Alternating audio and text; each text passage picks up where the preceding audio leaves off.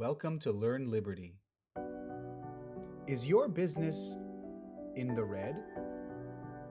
Is your business in the black?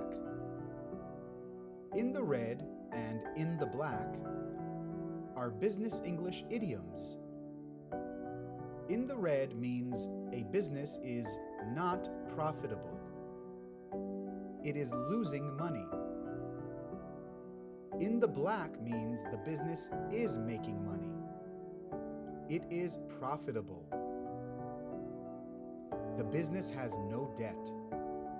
D-E-B-T is pronounced debt. I have no more customers and I have debt.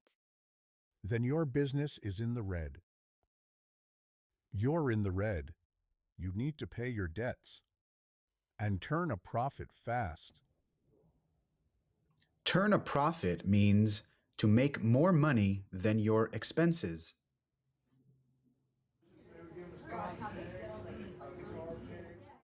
I've got more customers now, and I'm turning a profit.